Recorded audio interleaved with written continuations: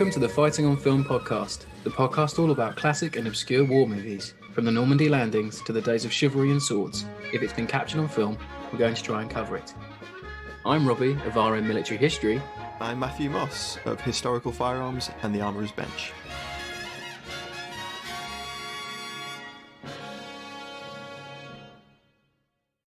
Hello, welcome back to Fighting on Film. Now, last week we all received the very sad news of the passing of Donald Sutherland, one of the greatest character actors that there probably ever has been.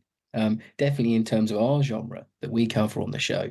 And there was a massive outpouring of condolence and just remembering the man's acting in his career over the last week or so. So what we're going to do this week is we're going to sort of pause the big reviews for a week and we're going to just look at Donald Sutherland as an actor, talk about some of the roles he did that we personally enjoy, but we thought it was fitting to remember Donald this week.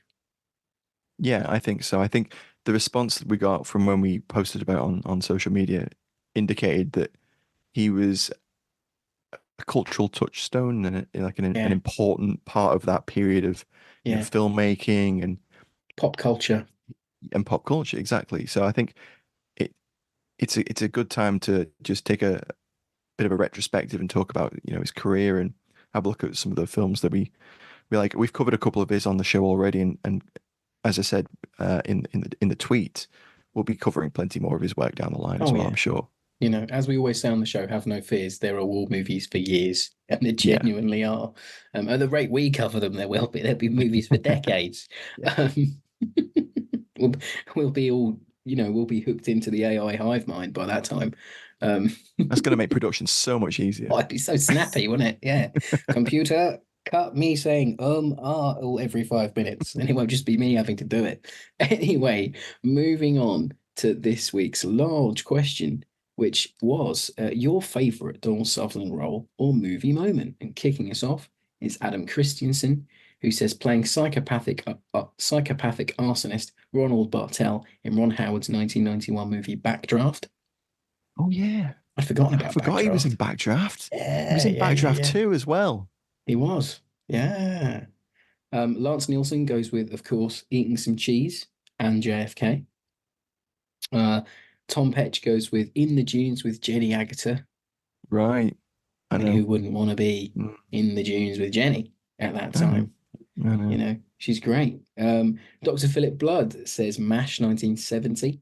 Martin Hemingway Mosley says, I pick Oddball, mainly because it was the first time I can remember actually asking who that person was on the screen. I was young and it was the first time I'd recognized someone as an actor and thinking how awesome they were. So this feeds into that cultural thing you were talking about. It does. I think for a lot of people that have grown up with war movies the way that we have and previous generations have as well, Kelly's Heroes is going to be one of those films that they'll have seen countless times.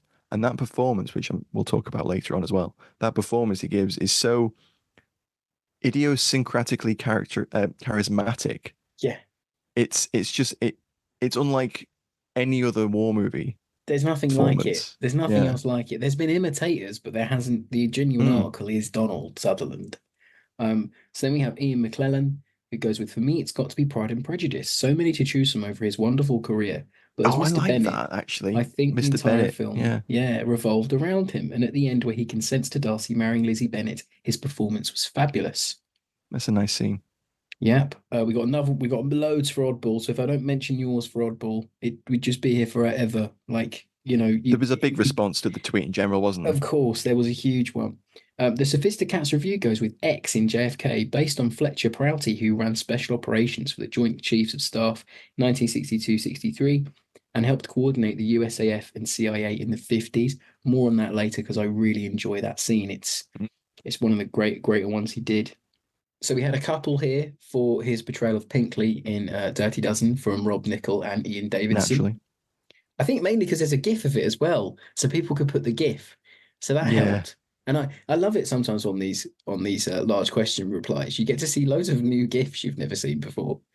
That's interesting you should mention that, because I think in terms of that cultural impact again, he kind of had renewed impact with all the oddball GIFs, Pinkly gifs, and the invasion of the body snatchers, like screaming point gif, has taken on like Yeah, a life of its own it really has. Yeah, in but the end of the film. if you become memeable as an actor or for something you do, you are a piece of pop culture forever. Um, Yeah, there's you definitely an know, element of that. I think there is. If someone bestows that upon you, that's quite a big thing, especially with the internet culture the way it is. Jeff Bronner goes really left field with Kate Bush's video for cloud bursting, Holy which I shit! didn't even know he was in. Wow, I fair know, play. That's a good shout. amazing, It's a good amazing. song. Um, would have been funny to get Kate Bush in a war film with Donald That Sutherland as would well. that would have been a bit wild, That'd been wouldn't it? quite something. Christopher Leopardi goes with the creator of the Springfield Historical Society Museum, and he goes with the "Excuse me, my microwave Johnny cakes are ready." More on that later as well, because that's a fantastic episode of The Simpsons. Pete the Paint goes with Donald Sutherland in it, of course. The Eagle has landed. More on that later too. Yep, Mosquito 1940 says Hawkeye and MASH. And Marco Chavez goes with either Woof Woof for Oddball or People are Suckers for the Truth, Bubba. I hope you get a big break. Yeah. No, it's lovely. Like really nice Good reviews this choices. week. There's a lot for Oddball that I missed out there. Of course, One of the eternal characters of the war movie genre, I think. Probably the cat, maybe one of the characters, because he's so out there I would and say so. different. He's so just left field, but Mm, still really competent at his job. That's yeah, what I loved about that character. Like he was a good tank commander, but also he was very chill yeah, and very easy with it. Like yeah, that's everyone talks about like 12 o'clock high being like the command yeah. Or example. command decision. Yeah. Yeah. But if you're looking for like a good tank commander, chill vibes, professional, gets it done. Opal. Oddball. Yeah, of course. Because I think now, like obviously back then they might not have got it through the censor perhaps, but I like to think that because Sutherland was quite famously quite ill on that shoot, I think, and his eyes are always a little bit watery. So in some sequences, so I like to think he's like smoked a bowl in the tank before he's got out, and I think now you could have played with that. You could have had a hatch Hot open, boxing loads in the of like Sherman. yeah, Wow, loads of smoke come out or something because that'd be it quite seems funny. like that's very oddball-y, because it's obviously a Nam film set in the Second World War. It's a Yeah, counterculture yeah. thing, hmm um, and they maybe couldn't lean into it too heavily. But I think now you probably could do that. Okay, so I've got a little character bio to read. Sorry, I've got a little bio of Donald's career to read out in a minute. But we thought after the large question, we thought we would go into some of our non-war movie roles that we really enjoyed Donald in. So Matt, what was one of yours? Space Cowboys. You ever seen Good that film. movie? Good That is film. an incredible film. It's a fun film. It is, and it has such a good tone to it and an incredible cast. So it's you've got like Clint, you got Tommy Lee Jones, James Garner, James Cornwell, and then you've got Donald Sutherland providing comic relief with a cast that's already doing quite a good job at being funny. Hmm. It's such a good movie. I really love that movie, and I've seen it countless times as a kid. I think I came in like I want to say 2000, 2001, 2000, I think. And it always struck me as being funny because he plays like kind of a bit of a Lothario in it. And he's just loving it. You can tell he's really enjoying the character and Mm. getting to be with this cast of like people from his Reuniting era with right Clint again. in the moment. Yeah, yeah. And it's fun. It's just a really fun movie. They don't make movies like that anymore, do they? Not Not really. really. That's a hell of like It's a heck of all a cast. main all main cast Oh there. It's yeah, like wow. a That's genuine ensemble, which I always moan about ensembles on the show, but that's a genuine right. ensemble, isn't it? It's a Yeah. Morgan Freeman away from being perfect. Oh, yes, please. Or a Denzel, Yeah. Well, I think they have maybe. Connie B. Vance in it, actually. Connie B. Oh, Vance is okay. is Yeah, kind yeah. of doing the Denzel Mm. role. You could have Ving had Denzel Rhames in would there. have been good too. Very Yeah, 90s. yeah, Yeah, yeah. for sure. So for me, one of my favorite Sutherland moments, Sutherland appearances, not in a war film, is got to be from The Simpsons because it's such a Hmm. nostalgic show for me. Or if you're British or if you're American of a certain age, like me and Matt are in our early 30s. So we grew up on The Simpsons. It was on BBC Two every night at 6 p.m., just before The Fresh Prince or after it. I can't remember. And then for Matt, it was culturally relevant for him because you'd have Star Trek at 5, Fresh Prince at 6, and then Simpsons at 6:30. And this little We were block, spoiled. We were we were really spoiled. spoiled. This block of programming right after CBBC, right after you've had your tea or just beforehand, was Mm. such like a sort of like molding moment for me and Formative. Matt. Yeah, yeah. Formative. That's it. So I think I first saw this episode probably in the early thousands because of the reruns, and you never Mm. really knew what episode they were going to air because they'd air them out of sequence as well on Yeah, the they would, BBC, yeah. I think. Um, yeah, then Channel 4 got them and they ran them in actual sequence, and you could actually sit down and watch them in some sort of That was such sequence, a I big think. this has got It's a nothing to do huge with Donald. deal. I know we're Sorry, but getting it was off, such a mate. We're huge getting, deal but when that they was a when they did huge the little deal. when they did the Channel 4 like promo Yeah, animations where it's like yeah. the flickering like Channel 4 Sponsored by logo. Domino's. Remember that? Yeah, Yeah. yeah. God. I Anyway, didn't sorry. like the Channel 4 switch because you had an ad break. I preferred the BBC because you could watch it in one go. I can agree with that. I can agree. Yeah. But anyway, so the episode is called Lisa the Iconoclast, season 7, episode 16. And it's really in like the Simpsons golden era. Me and Matt were talking Mm, off mic that it's that kind of period of the Simpsons where the main plot didn't really matter, even though it was still good and they were well written. But the jokes were coming so thick and fast in that era that you knew you were in for a good time no matter what was happening. So in that episode, Lisa finds out that Jebediah Springfield might not be who everyone has sort of built him up to be. And in that hmm. episode, she goes to the historical society of Springfield's museum, and the curator is voiced by Donald Sutherland.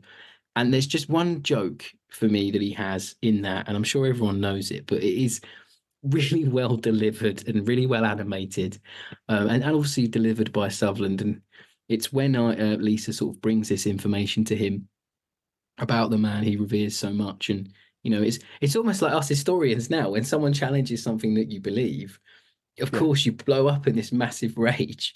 But it's the way that he does it. Is just so great. So he says, "Now get out. Now get out. You're banned from this historical society. You, your children, and your children's children for 3 months." It's just it's just a brilliant line. It's so funny, and he's really good in that. Like, as I say, you're in that era where they're not getting in a celebrity just so they can have one. He's not voicing Donald Sutherland, he's voicing a character, you Mm. know, like it's just great and It's it's just a really fu- it's nostalgic. it's funny him playing someone being gatekeepery with Yeah, history. it's It is funny. just funny. Even It's like really professionally funny. for us, it's an elite It's really episode. good. And Homer being Really the elite. town crier is really good. Yeah. And he takes the bell off of Ned and just shows him up. It's just a great Oh episode. my God, on that bit. And I remember this, I can't remember the exact joke, but when they open the casket of Jebediah Springfield, like Wiggum says something really funny about the. Oh no, Wiggum gets the skull, doesn't he? Oh my God, yeah. He does. Yeah, it's just great. It's great writing. It's just fantastic. Yeah, and no, that's a great episode. Um, One of my favorite Sutherland moments. So yeah, maybe we could go into my little bio of Donald's career. Great. So obviously, as we all know, Donald Sutherland is a distinguished Canadian actor whose career spanned over 6 decades. He was born on July 17th, 1935 in Saint John, New Brunswick. He established himself as one of the most versatile and respected actors in Hollywood. He began his career in the early 60s with roles in British television and films, with roles in television and films. But his performance in The Dirty Dozen, or indeed MASH, because it came, I think it's 1970, late 60s. Yeah, yeah. So you get Dirty Dozen 67 and MASH and Kelly's Heroes, I think, dropped both in 70. So it's a big year Yeah. for him. So it's the 3 year sort of building up Mm. of his career. And it brought him really big international fame. Like MASH was a huge hit. Obviously, you get the TV show afterwards. It becomes this cultural thing. He's in there right at the start. Um, And Sutherland's filmography is obviously quite big, but I'm only going to choose a few here. So obviously, as I said, you have MASH, you have Clute, Don't Look Now, The Eagle Has Landed, Invasion of the Body Snatchers, JFK, Ordinary People, um, and Citizen X on it was a TV film. Yeah, which he And won an Emmy and a Golden Globe for, of course, yeah. which I'm sure Um, you were about to say. Sorry. I was, yeah. No, don't worry, it's fine. And then yeah, and then obviously in more like later film appearances, he sort of rejuvenates his career again, kind of when he appears in the Hunger Games trilogy. Um, Mm. and I've never seen them, but he plays President Snow in that. Um, There's gifts, so you know it must have been good. must have been decent, yeah. And Mm. didn't didn't he win an Oscar for something? He might have I have done. no idea. I've only seen like 20 Didn't minutes of Jennifer one of them. didn't Jennifer Lawrence get an Oscar for it? Not for Or that, no. am I No, imagining that? she has got an Oscar, but not for that. No, okay. Was it American Hustle? I can't remember. Yeah, something like that. In 2017, he was rewarded with an honorary Oscar for his services to film, which is a big feat. And to never be nominated for an Yeah, Oscar or win one for your some of it's your most interesting. seminal roles is really interesting. It's so Well, interesting how the Academy works and everything you know, else. if you look at some of the films that he did in the 70s and the 80s, like if you take Eye of the Needle, which is one of the, ones that is kind of war Mm, genre, although it's much more of a thriller, suspense, very dark, great film, and he really does put in a good performance there, and it's a mid 70s leading role, mm. really solid. Is it Oscar worthy? I don't know, but there's certain performances where he's you can see the quality, and he's more nuanced than people probably kind of gave him credit No, for, I especially in agree. the early Yeah. 70s where Mm. he's done those three films that kind of characterize him as that idiosyncratic kind of Mm. oddball, literally character. Um, I think those because kind of roles stuck with him a bit though, I as agree. well. And I think he cast it off in maybe the 90s Yeah, with the because JFK roles. he had that Yeah. thing where he became the kind of elder statesman actor where they bring, you're midway through a film and someone needs to meet someone who's in charge or someone who's an authority figure. And occasionally in the 90s, like, you get four or five movies where It's it's that Donald voice. Sutherland. I think there's something about that calm, but Yeah, no, I mean yeah, the voice and the manner and his delivery of yeah. lines does it has a charisma. Like if he There's a hadn't real have, screen presence to it. yeah, like if he hadn't have been an actor, he could have been a politician with that voice, or he could have been a lecturer. Mm, Like it's a very professional voice, if that makes sense. There's mm. something about that. It just adds a lot of gravitas to the words. There's something I think about it. gravitas is the right word there. Mm. So I have a little story that I found when I was researching Sutherland's career, and it's about Kelly's Mm, Heroes, but it's not about Kelly's Heroes. So there was an interview in the 90s, I think. They interviewed a few of the cast members from the film, and he said he became friends with John Landis during the shoot of mm. Kelly's Heroes because, of Of course, John course, yeah. Landis was a runner or production assistant on that. It's Yeah, quite a I lowly think it was role production anyway. assistant or something like that. So him and Donald became friends. And he said to Landis, I'll appear in every one of your movies until you become famous. And I'll do it for day rate, just as a friend, helping a friend. So he was in Kentucky Fried Movie. I think he played a waiter in that. That's a really funny Mm, sort of like sketch show movie. It's quite fun. It's quite good. It's very of its time, but it's good. Um, and then the next movie he was scheduled to appear in was National Lampoon's Animal House, and another absolute fantastic movie. Like if you love 80s comedy, SNL from that period, John Belushi, people like that, it's just one of those movies. You know, if you like the Blues Brothers, you'll like National Lampoon's Animal mm. House. Sutherland was filming Invasion of the Body Snatchers at the time, so he takes the weekend off to go and appear in Animal House. And he says to, as he says in the interview, he says, "No, I was working for day rate. Universal were going to offer me 2% of the profits from that movie, and I turned it down to do a day rate." And then he said, obviously later on, he was distraught because he lost out about $2 to $3 million because it was an absolute box office smash. And I'm not sure if he appeared in another Landis movie after that either. But it's just a funny little anecdote there that I But found. it does illustrate what a stand-up guy was, Of course, yeah. being willing to do day rate for, a Yeah, filmmaker that and was probably could have up and commanded coming. a much bigger fee easily for Yeah. those appearances. So, I mean, I think this is going to be a bit of a different episode. We're not going to do an alley tally like we usually do because it's It's quite hard to do it for one person. So what we'll do is I think we'll just talk about some of our favorite war movie scenes of Donald's. This is 5 to Alpha. Contact now. Agreed. 852-676. Approximately 4 tanks and 10 APCs moving directly towards the wood. I'm observing, over. Hello, Sunray. Fighting on Film has partnered up with warfaremedia.net to give our listeners exclusive discounts on a range of high-resolution Cold War adverts, propaganda, and recruitment posters. From blowpipes to nuclear threats to weapon schematics, Warfare Media has you covered. Visit warfaremedia.net today and use the code FOF20 at checkout for 20% off high-quality Cold War posters. I repeat, FOF20 at checkout. Over. Roger, out to you and take action now. Send us SITREP as soon as possible. Over. I'm Captain Dale Dye, and you're listening to Fighting on Film. In terms of Sutherland's kind of war movie output, which is quite varied, actually, I'll run through some of the others that kind of don't stand out as much as, say, MASH and Kelly's and The Death Dozen.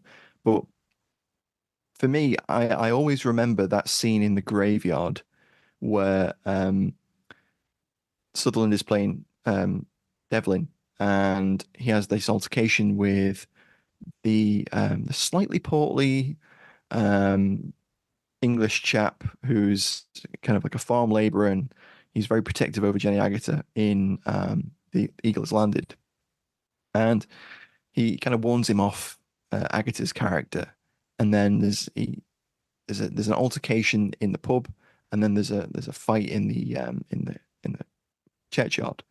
And I just love the way that Sutherland kind of portrays that, and the way he carries himself in that, and the little nuances of, he takes off his jacket with an understated flourish, lays it down, folds it down. He kind of carries himself as he can handle himself, but he doesn't look like the sort of person that can, which is obviously why he's not a hard man. Wasn't a hard man actor. Yeah. No. So obviously you're watching this thinking, okay, well, we know he's IRA, and we know he's a German agent, so he can probably look after himself. But this guy's quite poor. He's quite stacked. How's this going to play out? And it's obviously it's a whitewash, and Donald sort of just does a little bit of a sidestep and a few punches, and the poor guy's out for the count. But it's just a really nice little scene, and I in general, I think The Eagle Has Landed. He's kind of underused in general, I would say, in that movie. A bit, a little bit, which I don't know whether people will agree on that, but I just feel like they could have done a little bit more with the character. It's very understated. The whole movie is really convoluted, so they could have done anything with him more. The movie's convoluted, and his character's a little bit understated. Not to say it isn't enjoyable. No, it's a good movie. I'm looking forward to covering it on the show when we get around to it. The background of his character is kind of just hinted at, and then he has the relationship with Agutter, and then he's kind of just ambles off into the woods. And he's never seen again. The character just doesn't. It has great scenes, but it could have been a little bit more. I'd have liked him to show up at the end with a shotgun or something to help out the Jerrys or something, and be like taken down in a hail of gunfire or something. Yeah, a great twist would have been he pops up at the end on the balcony with Kane and Churchill. That would have been great. That would have been really great. It's Sutherland's character that gets the kill. Yeah, that'd be great. We'd have to do that soon. It's a very interesting one. It is. There's a lot to talk about with that film. I'm in the Went the Day Well camp that I prefer it in terms of invasion what if movies. It's I more prefer Went the Day Well. It has a little bit more weight. I know what you mean. Yeah. What about you? So me, obviously, you can't talk about Donald Sutherland on a war movie podcast without talking about Oddball more. You just can't do it. So my scene, and it might not be the scene that a lot of people would think, because obviously you've got the eating some cheese, catching some rays. You've got just him in the camp with Moriarty, and they're just chilling out. All of the scenes with him and Moriarty are phenomenal. They're so good. They're so good. They've got the bridges up. The chemistry they have is brilliant. Really good. Him and his whole crew, they're just a movie on him would have just worked. I know. I was about to say the same thing. I'm surprised no one's written like books, fan fiction books, like Yeah. the Oddball Chronicles or something. Oddball's Wall. Yeah, Yeah. what did he do after he had that tiger tank? Like, it's all good. There's so much What going did he on there do with this. before? Yeah. What did he do before? Yeah. What was Torch like with with Oddball, Operation Right. Torch? So, or you could have an absolute farce of him just causing chaos in southeast England, on on the pre-build up to D-Day. There's so much you could do. Anyway, but the scene of him getting out of the hammock when you first meet him, like there's so many scenes you can pick, and everyone who's got a favorite Oddball scene will tell it's special to you. But for me, it's a sequence where they want to get their bridge. They need to get their bridge. So Oddball rings up one of his friends, or rings up the bridging unit to talk to one of his friends, and guy answers the phone, and they go, 42nd Engineers Bridging Unit. Really like sort of stuffy guy, and he calls out for his friend, and his friend comes over and he goes, Oddball, like, what does he want? I'm paraphrasing massively here, by the way. This isn't verbatim, folks. And you just get Oddball Sutherland go woof woof woof. Not even a hello. He just woofs. It's just fantastic. Well, you know who it's going to be when they woof. Yeah, and he says, I'm 60 miles behind the line. At a cafe, I need 60 feet of bridge. The sector's so screwed up. I've got a bank here with 16 million just waiting to be picked up. And the guy's like, oh, okay, like, okay, yeah, great. Like, I'll have some money. Who wouldn't? Everyone in that movie is a shyster. Like, everyone. Yeah, everyone's in it. Yeah, everyone's in it to win it. And he goes, it's the visual gag setup for me why I love this bit so much. He goes, you'd need at least 100 guys. Where do I find 100 guys just like that? And he turns around and the band are playing behind him. Yeah. It's just a great little visual setup.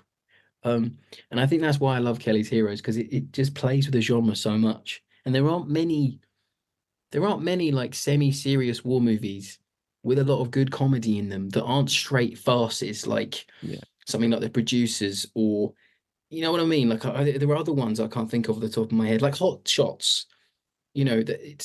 Kelly's isn't a straight comedy, and it's not a straight war movie either. It's a weird mash that really works. And there's so many great gags in that. When he has his eating some cheese, catching some rays, drinking some wine bit. Yeah, it's just that is just. I just drive him. I don't know what makes him work, man. Like, yeah. I look in horns and no tigers, baby. To you, a hero is some kind of weird sandwich. Like these lines are just immortal lines. They're fantastic. A, they're good lines. They're really well written, and B, the delivery of them is pitch perfect. I think that's what makes that character so stand out and so iconic. It's the way he delivers those lines. It's kind of the way he looks as well in that characterization, but the delivery is pitch perfect. Yeah, and I love the fact that during the big kind of face off with the tiger, he unbuttons his holster and pops the Luger out. We're not having an alley tally this week, but that is alley as. And it's probably set. In my opinion, I could say it's fine. I think that the track "Quick Draw Kelly" by Lalo Schifrin in that sequence is possibly one of the greatest pieces of cinema music ever. Personally, it's a great soundtrack, and it's such a great homage. I know we talked about this in our episode with Peter Caddick Adams on Kelly's Heroes, which you can listen to now. By the way, please go back and listen to it, because you'll get episode 8. Episode 8, that far back. Yeah. Oh my god, we're on like I looked it up earlier. It's episode 8. Gosh, wow. Right, no. So I would implore everyone to go and listen to that if you haven't, because you'll get Peter Caddick Adams' impression of Oddball, which is 10 times better than mine.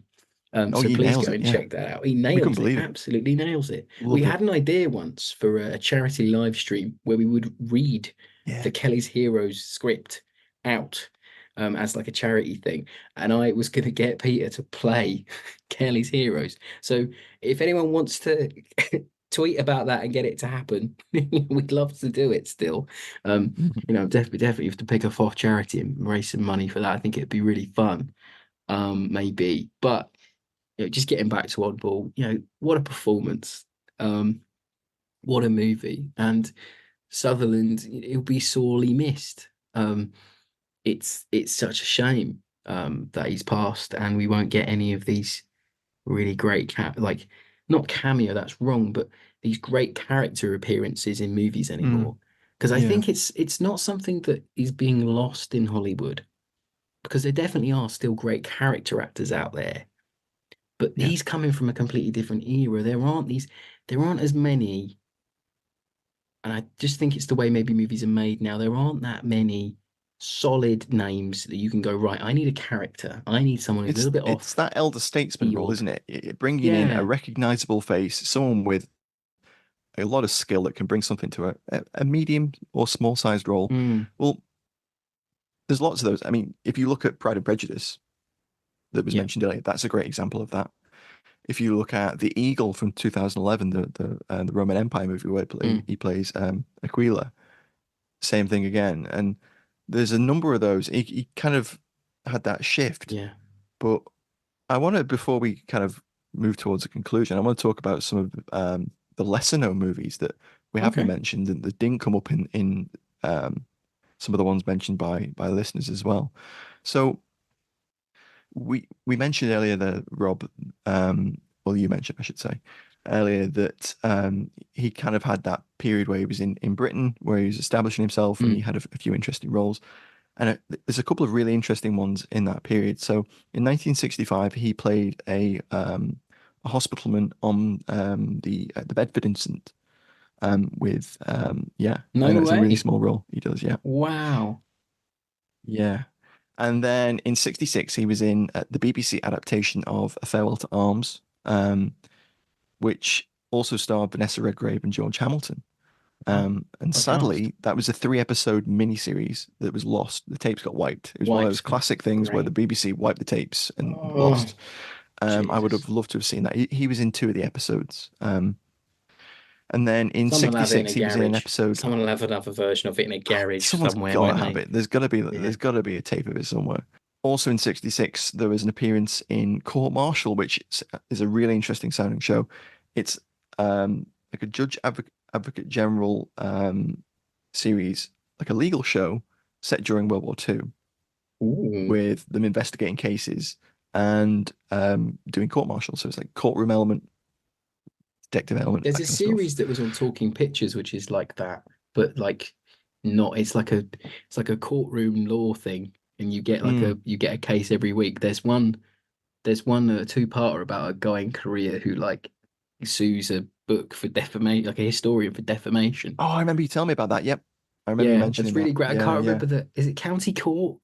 Something Court? Maybe. I It's like a don't know. 70s series. There was like Maybe it was 400 this. episodes or Was it, something or was it stupid. '70s? Yeah. Yeah, it's Well, civil. It's this is not very military. It similar. was a civil Yeah, thing. But it got just you. reminded me of that. Yeah, sorry. And this star people like Peter Graves, Judi Dench, very early Wow. roles. Dennis Hopper as well.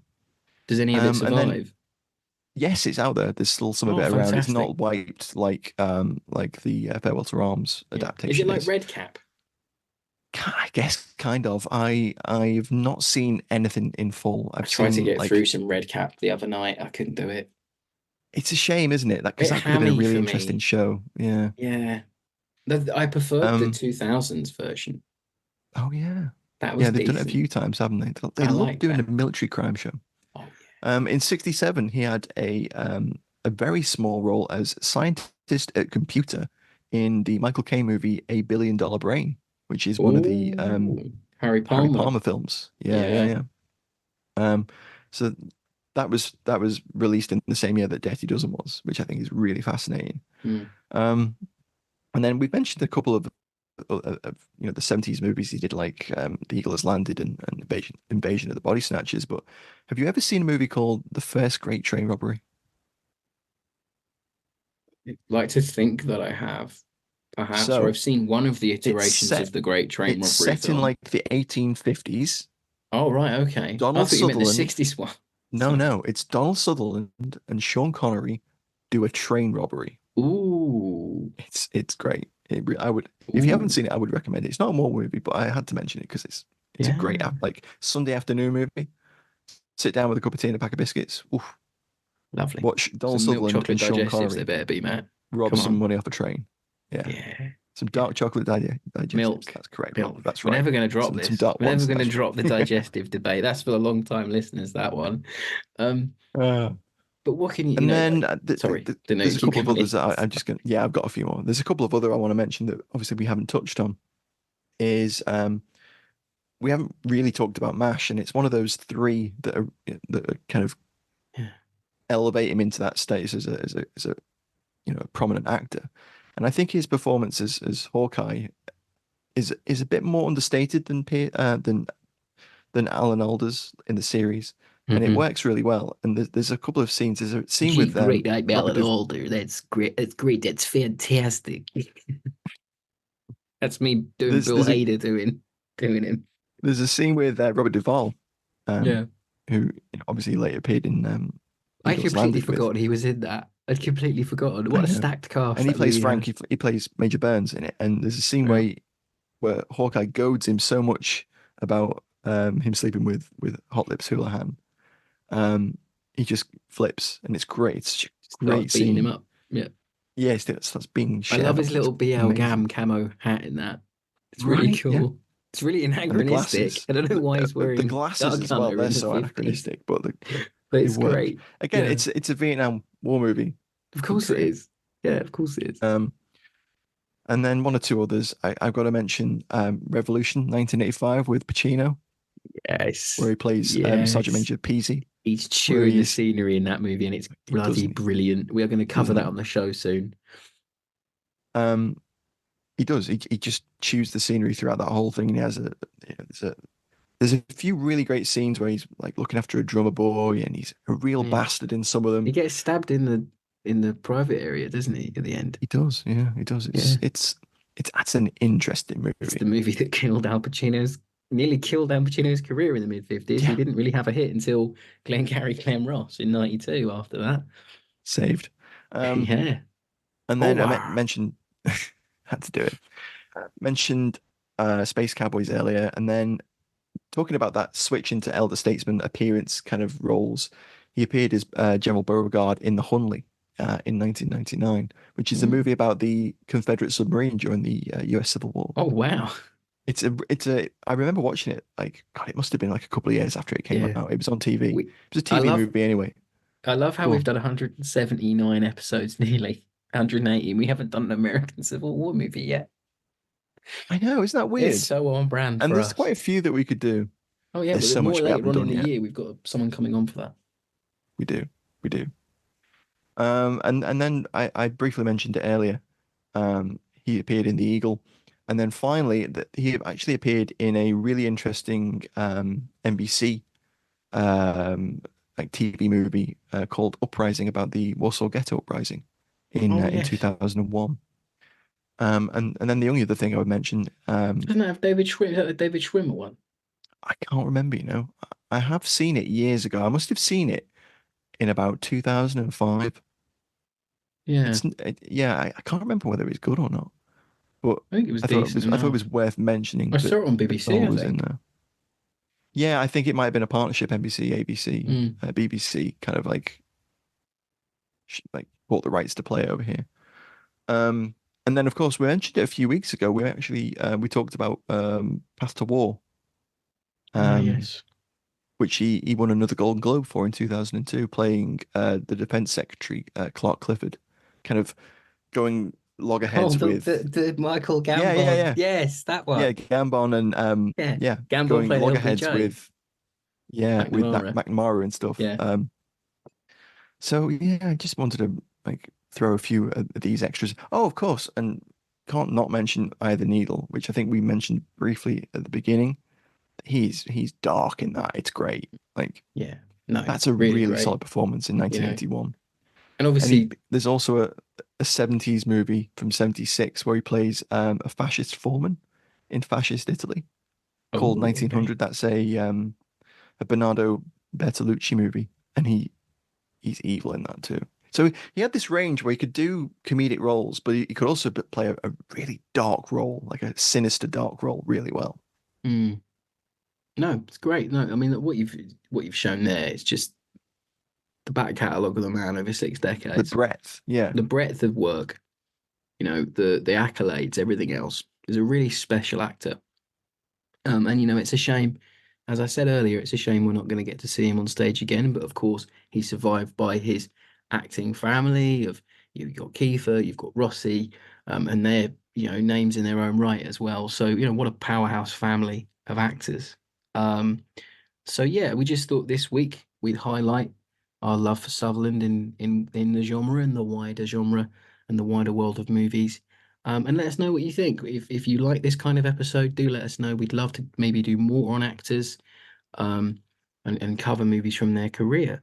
So yeah, yet again, thanks for joining us on Fighting on Film this week. But a bit different to what we all used to. Don't worry, next week we'll have the Patreon pick, which I think is above us the waves. So stay tuned for that one. My pick, actually. So that'll be It is one of your picks. One of We mine. need to do a league table of these picks at some point. Oh, that's not a bad idea. See who's won. See who's winning. It definitely ain't me. I don't think.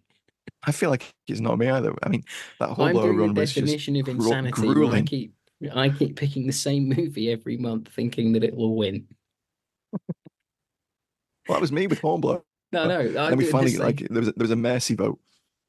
But yeah, guys, if you'd like to support the show, please do go and check out our Patreon. There's some perks over there as well.